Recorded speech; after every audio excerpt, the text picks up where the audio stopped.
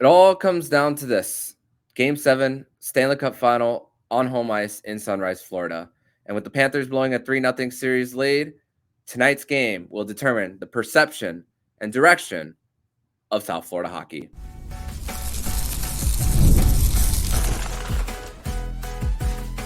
You're Locked On Panthers, your daily podcast on the Florida Panthers. Part of the Locked On Podcast Network, your team every day.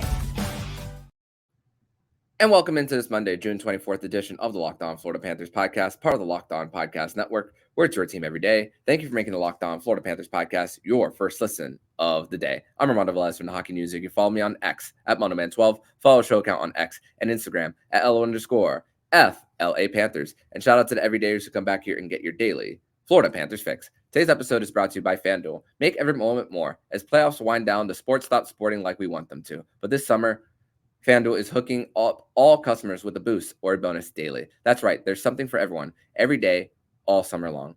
Visit FanDuel.com/lockedon to get started. So tonight, Panthers, Oilers, Game 7 from Sunrise, Florida.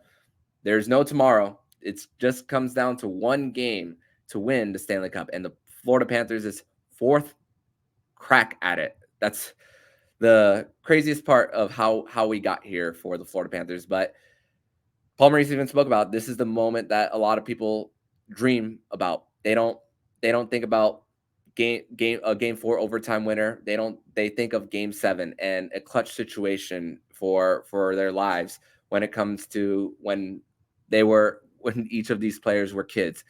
And in different sports too, with the 3-2 pitch with 2 outs in the bottom of the ninth, or the extra innings, the 3-point buzzer beater to possibly win the game, or lose or tie, whatever the situation might be, double overtime, and the 50-yard field goal in the Super Bowl. These are the moments that we live for.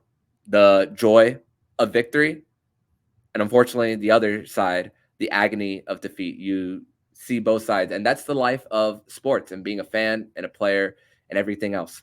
But if you told me at training camp the Florida Panthers would have an opportunity on home ice in a game 7 to win the Stanley Cup, and you didn't tell me how the journey went, I'd say yes, I'd take it, because that's kind of the talk throughout the season when teams are going after the President's Trophy, and the question always comes around saying, well, if you want that game 7 at home, would you take it? Yeah. Thankfully, the Panthers are in the position, even without the President's Trophy. But yeah, there's that elephant in the room about blowing a 3-0 lead. That can't deny that. I'm not going to, at least. But in franchise history for the Panthers, 4th time that they're playing in a game 7, and every time that they've made the Stanley Cup Final, they've at least had one game 7 along the way. 1996, they go into Pittsburgh, defeat Yager, Lemieux, to advance to the 1996 Stanley Cup Final. And then last year, the upset of the century, possibly, in the NHL, where the 8th-seeded Panthers go into Boston, come back from 3-1, and win in overtime. Carter Hagee scores against Jeremy Swayman, and then the Panthers use that to win the next 2 rounds and advance to the Stanley Cup Final, too, before losing to the Vegas Golden Knights in 5. The other time that the Florida Panthers have had a Game 7 was actually the only time that they've hosted one, in 2012 against the New Jersey Devils. And the thing is, on the other side of things, with the New Jersey Devils winning that, they went on to advance to the Stanley Cup Final before losing to the LA Kings in 6 games. So whether the Panthers have won a Game 7 or have lost a Game 7, all of those connections have been Stanley Cup Final. So crazy to think that the Panthers have consistently knocked on the door, even though the 2012 Panthers, that was a minus 24 goal differential, a division champion of the Southeast Division.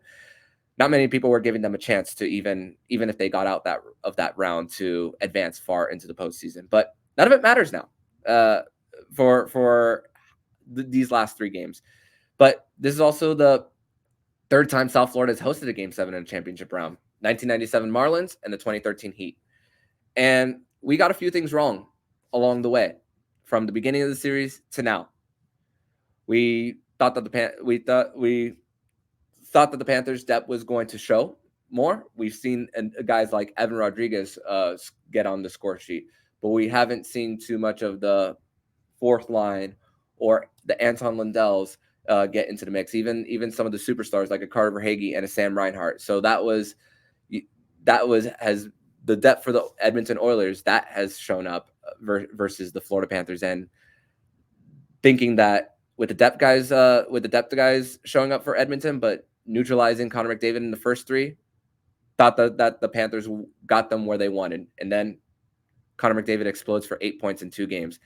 And one other thing I got wrong is if McDavid regresses to the mean, maybe 1 or 2 points, that the Panthers would give themselves a chance. But even with no points, no shots on goal, the Panthers' mistakes truly cost them, and you're getting depth scoring from different parts of the lineup for the Oilers. And really, the Edmonton has adjusted to the style of play. They've gotten their chances off the rush, and they've eliminated the Panthers' counter attack too, which I'm going to say it again.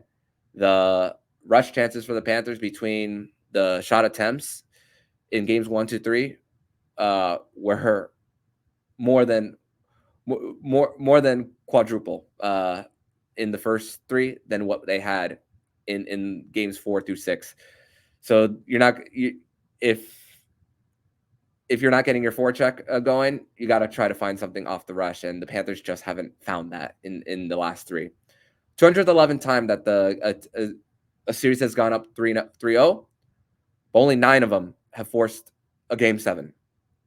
Thankfully, because most of the people listening to this are Panther fans, the team who has gone up 3-0 and has gotten to a game 7 are 5-4 all time in game 7s, for what it's worth.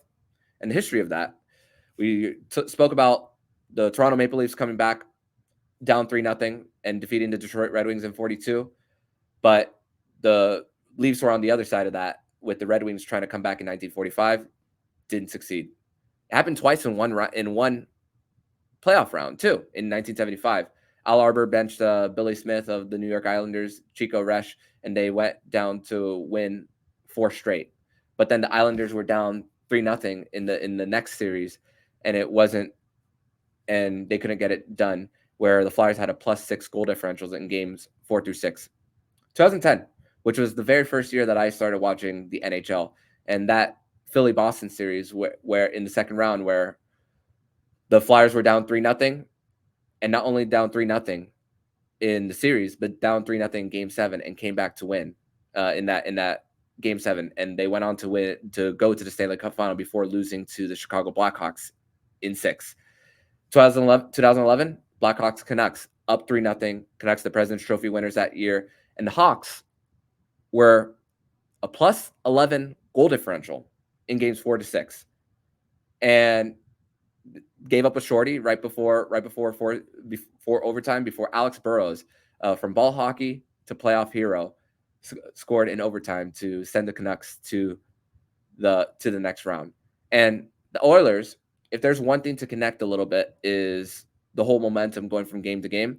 You see +11 with the Blackhawks and Canucks in favor of Chicago.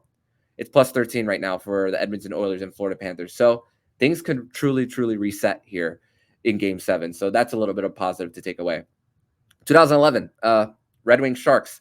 The Detroit was +4 in games 4 to 6 before, and then San Jose turned it on with 3 straight goals to start the game, and the Red Wings comeback attempt fell short. And Stanley Cup champion from 2010, Antti Niemi, was also had the kitchen sink thrown at him and made 38 saves. Former Panther Antti Niemi too in that. So also the different connections and how each game is not quite the same too. And then the last one, Kings and Sharks, is where the games 4 through 6, the goal differential was +9 for the Kings going into game 7 against San Jose. And that's where it was completed, the last 3-0 series comeback. And you're hoping that it's not that for the Panthers, because the Kings, not only in that series, games 4 through 6, but they also dominated game 7 too, where it looked like that hope was snatched from the San Jose Sharks. But for the Panthers, do you still have that little hope in you, and that you could get back to your game, even though none of these games were close? And if for this one, when you think of all the turmoil and everything that the Panthers fans have gone through, it's valid why you might be down going into this because of the battle scars, which you think about relocation rumors and ownership instability, and now this having the stability here and having a chance at the Stanley Cup Final. You hope that with all these events that have happened historically, that the Panthers can just get to one game and flip that, and nothing would matter, and nothing else matters in that. And all the talk about 3-0, and you come out with a win, and people might say, but they almost blew a 3-goal lead, but they didn't. But that's if they pull it off too. So a lot to digest right before Game 7. But we are going to transition to segment number 2, where we're going to discuss more about the changes in the lineup that is coming in Game 7 of the Stanley Cup Final and what else to expect next. We're going to discuss that and more here on the Locked On Florida Panthers podcast. Today's episode is brought to you by FanDuel. And I love sports. I love them so much, and I never want them to stop. But these playoffs, as the playoffs wind down, we get fewer games, and the sports aren't sportsing like we want them to. But FanDuel lets me keep the sports going whenever I want. All I have to do is open the app and dream up bets anytime I'm in the mood. And this summer, FanDuel is hooking up all customers with a boost or a bonus daily. That's right. There's something for everyone every day, all summer long. And with the Edmonton Oilers coming back from a 3-0 series lead, that means the betting odds for the Panthers, if you are putting a bet on the Panthers, will likely go up, and you'll get more of your earnings. If the Panthers end up winning Game 7, you get to take more home. If now is the time that you want to decide to place your bets. So visit fanduel.com/lockedon and start making the most out of your summer. FanDuel, official betting partner of Major League Baseball.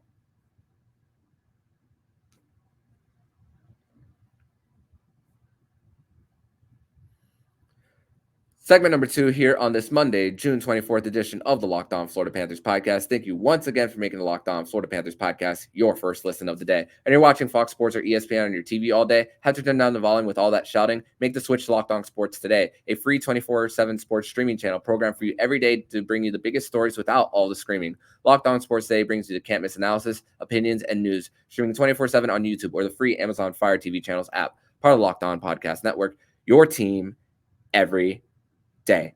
So more changes for the Panthers that is coming for Game 7 of the Stanley Cup Final, and something that you need to adjust to when your power play is not going. And crazy to think for the other side of things, the Edmonton Oilers, they've only given up 4 goals against on the power play all throughout the playoffs, and they're -1 with the amount of shorthanded goals that they've scored.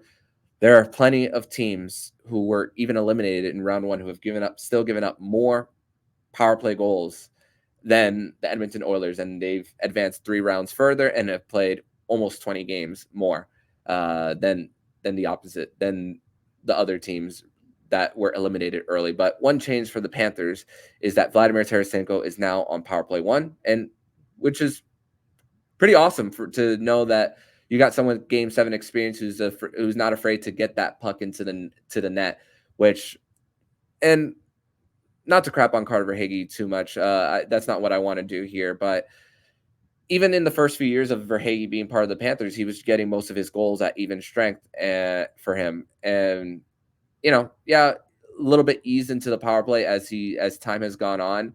And that's going to be Gustav Forsling in the next few years, where he's going to eventually be the power play quarterback. But like we said, when the Panthers took Brandon Montour off of power play 1, which again hadn't had that experience until the last 2 years, but then now putting a guy who has been there, done that before for the Panthers too, you're going to see Vladimir Tarasenko on that top unit, and Carter Verhaeghe shifted down 1.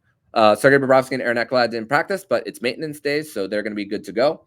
So we've seen a lot of guys not skate in these last few weeks for the Panthers. So Ekblad is dealing with something. Verhaeghe, Sam Bennett, Matthew Tkachuk, all of them are dealing with something throughout this, and everybody is too. So how are you going to manage through the pain to get through one more game? That's really ultimately what the mental hurdle that the Panthers are going to try to have going into Game 7. And it's crazy because the guys were asked questions about, oh, what have you talked about Vladimir Tarasenko, about what it is about a Game 7? And honestly, that's not a question that I would honestly ask the players, because each Game 7 is a story of their own, and you also got to have the mindset back to that it's just one hockey game once again, and that you're trying to win one game. Yeah, the stage is big, the moment, the whole sports world is watching. It's not just hockey fans, it's just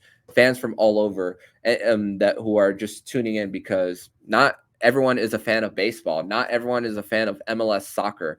Basketball season's over, football training camp hasn't really started really, so they're coming to Game 7 of the Stanley Cup Final on Monday night to get their sports fix, period.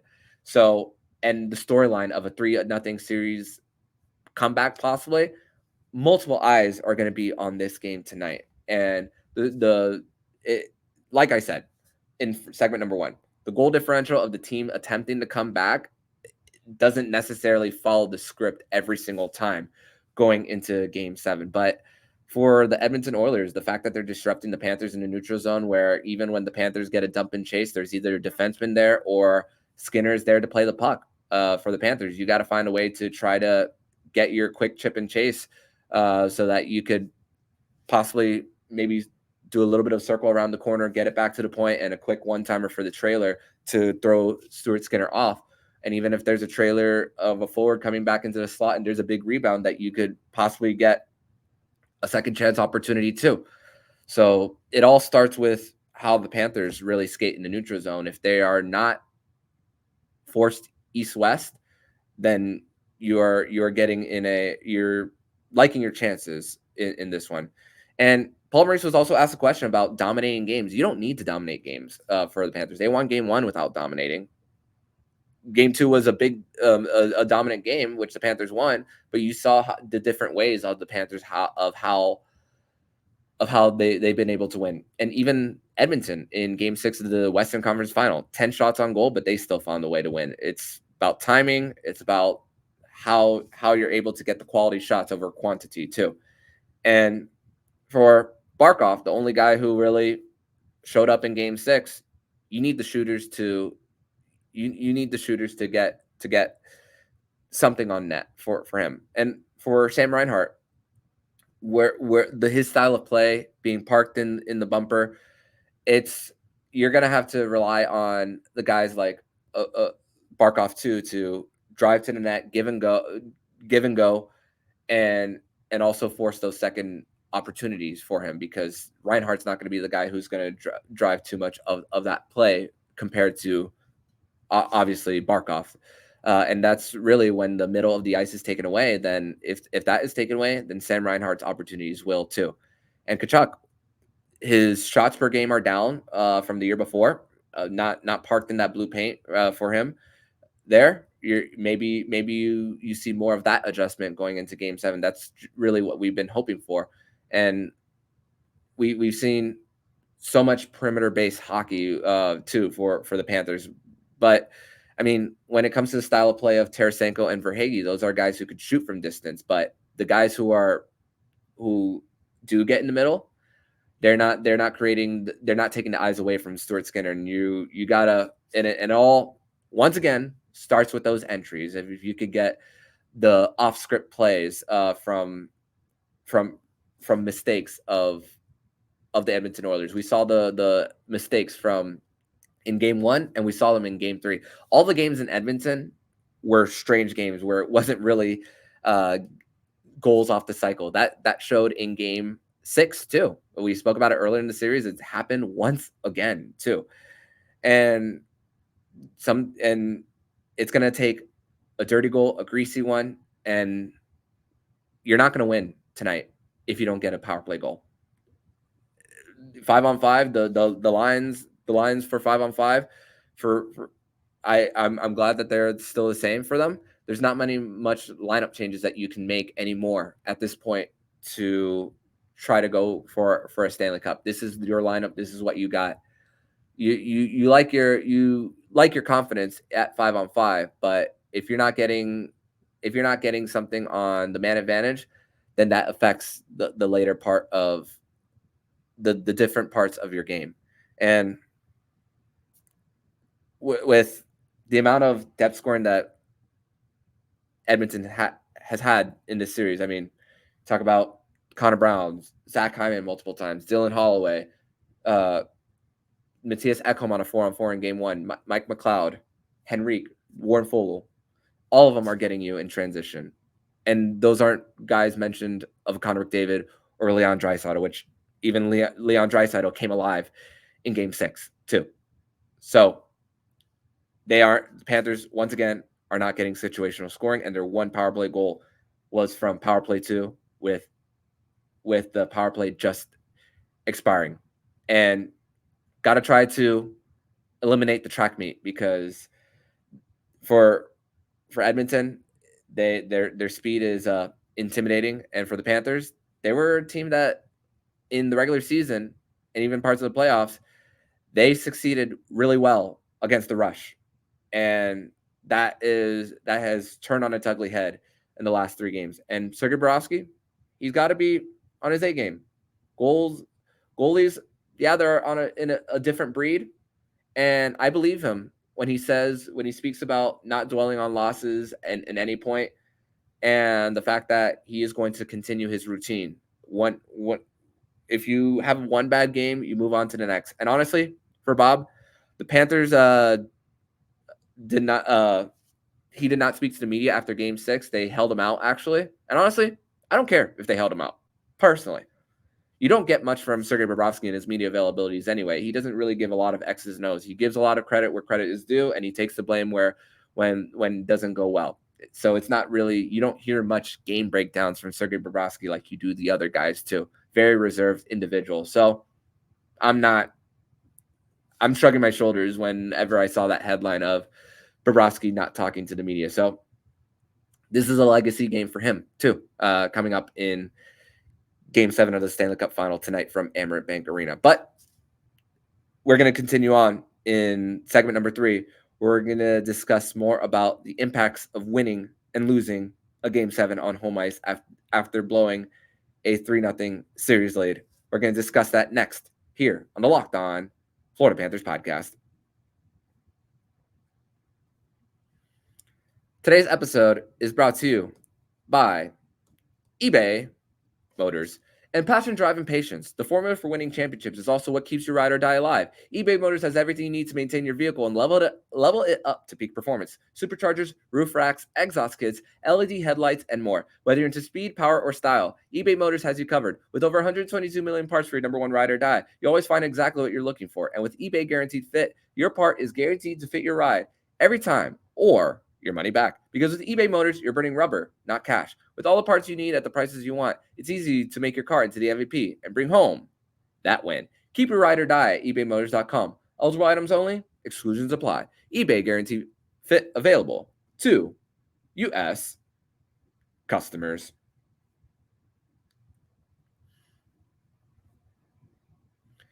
Segment number 3 here on this Monday, June 24th edition of the Locked On Florida Panthers podcast. Thank you once again for making the Locked On Florida Panthers podcast your first listen of the day here on a Monday with Game 7 of the Stanley Cup Final tonight from Amerant Bank Arena.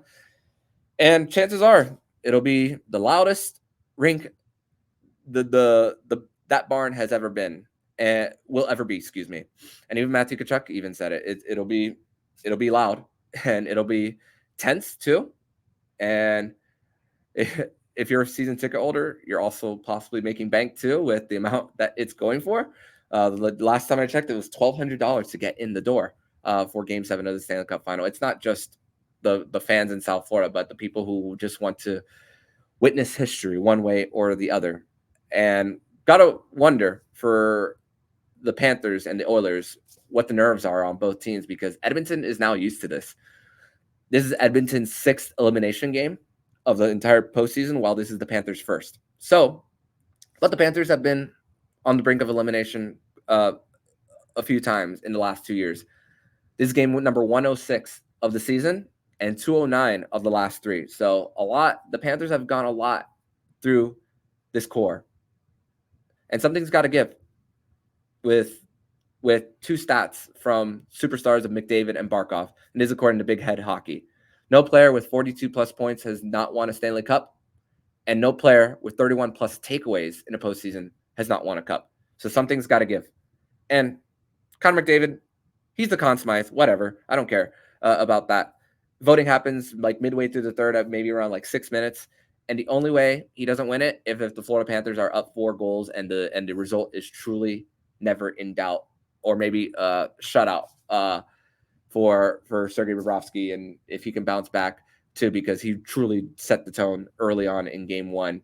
And you're not judged on how you're judged on how you recover from bad games too. And Chris Knobloch was confident with his team after game 3. Spoke about the last 10 days, but for the Panthers, it's been the same energy for them. Yeah, you hurt individuals in the room, but how do you come back from it too? So you can't expect Maurice to just be all fiery, have an attitude towards the media, and even though it's a bit obvious that his team is a little bit nervous, but this isn't the time for him to like lash out. And yeah, people are talking about, oh, why is he joking after game 6? You still gotta be a little loose too. Yeah, a sense of urgency, but it's not. You don't want to give too many short answers too, because then it'll really tip your hand on what the feeling truly is in the room. And I'd rather have that than Andrew Burnett admitting that the team was nervous. I mean, he spoke about it after round 1 against the Washington Capitals, and I was giving him crap for it. Why are you and I said to myself, why are you admitting that publicly? Even though we know, I don't want them to admit it public. This is the moment where I would want them to lie about their nervous energy, truthfully. And one more fight for the Panthers coming up in game 7. And the difference between winning and losing on Monday is going to be significant, one way or the other. Winning will bring so much more corporate sponsors, so much more marketing, so much more fans. The fans will stick around whose interest is starting to peak with them. Some will stay after. I mean, I stayed after the Panthers broke their 12-year drought of missing the playoffs, even though there was heartbreak in Game 7 in 2012. That's how I knew I loved the team and that I wanted to follow it. And then the first real heartbreak in 2016 when John Tavares scored twice in regulation and in overtime to send the Panthers home back in Barclays Center in 2016. I purchased Game 7 tickets a few hours before Game 6, only for it not to happen. It was the saddest refund that I've ever had. It's crazy to think, because I remember Game 1 of that first round in 2016. Tickets were going for $20 2 hours before puck drop. And crazy to think the 180 that's happened from that point in 2016 to $1,200 for the Stanley Cup Final. An 8-year difference. But winning will create more of that, the fan energy, registration for youth hockey, and also the Tri-County area. Think about it, the Tri-County area.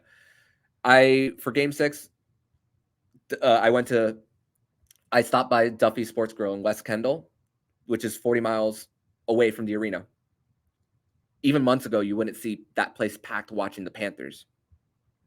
And seeing the amount of people who wants to see a winner, that is the momentum you've created. And will it continue? Will it continue? And that's going to be determined on whether you win. If you lose, then all the momentum that you've created in these last few years from the Everglades to the beaches, it won't necessarily fade immediately.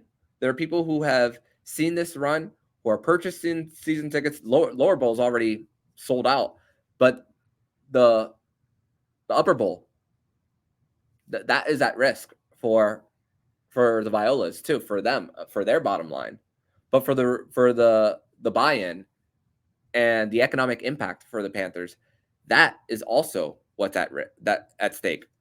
The guys who are likely not going to be on the team next year, because this team is going to change one way or the other. You're not going to keep both Brandon Montour and Sam Reinhart. I'm sorry, you guys can dream all you want, but it's going to be hard to keep those guys. Anton Lundell is going to get a pretty decent raise going into this one. Ulrich Larson at training camp, I said that he was a stopgap, just a 1-year contract to try to prove himself, and then he's trying to try to possibly cash in the next offseason. Honestly, him being a third pair defenseman and his role here, I know he's on the power play 1 right now.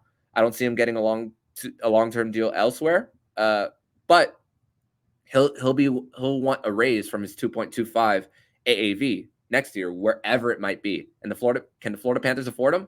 I don't think so. I really don't. If you do, you're really gonna have to start getting younger. They're already gonna have to start doing that with hopefully guys on the cheap like a Maki Samoskevich. I don't think Justin Sordiff is ready yet for the show, but you're gonna need that one way or the other if you win or lose. It's going to happen. So, with 209 games in the last 2 seasons under your belt, and you've already lost a lot too.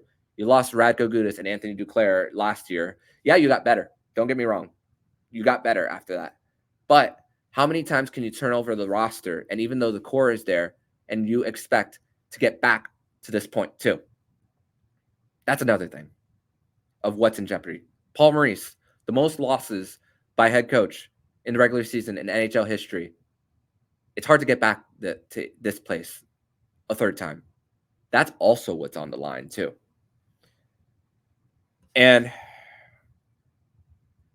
for Bill Zito, he's also done so much to build this team. And I can't put any of these on Bill Zito. He's done everything he's needed to do. He's not the one on the ice blowing a 3-0 series lead. And what will he do if it comes down to a loss? Because he doesn't have draft capital at his disposal, at least immediate draft capital. There's not a lot of cap space. If they lose, he's going to go madman and try to make something happen, a trade or a big signing. But how many times the vibe going into training camp too? Yeah, there was unfinished business going into this, but not only will there be unfinished business going into next year, but how much will the players actually believe that too? That's another thing with a different group here. So a lot is hanging in the balance of this game tonight from Amerant Bank Arena too. And for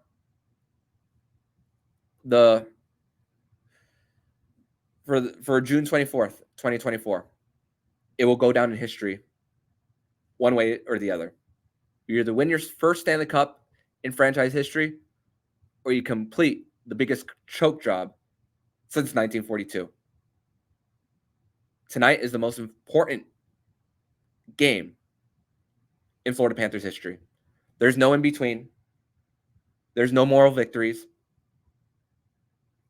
And no excuses. More importantly. And don't let hope become a memory. That's what some of the messages that I'm going to leave you with this. And I usually don't tease my guests for recaps until the episode actually happens. But we're going to experience history one way or the other. So for tomorrow's show, we will be bringing in Florida Panthers historian Francisco Laporta to discuss the history that will happen, because there will be history happening on Monday night from Amerant Bank Arena, one way or the other. So for the Florida Panthers, what do you have left? What can you do tonight to get back to your game, to create those off-script goals off the forecheck?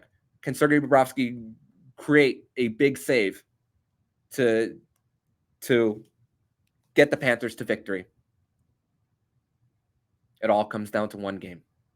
And I'm going to leave you today's episode with a quote from Metallica. And this is from the song Nothing Else Matters. It's quote, "So close, no matter how far, could it be much more from the heart? Forever trusting who we are?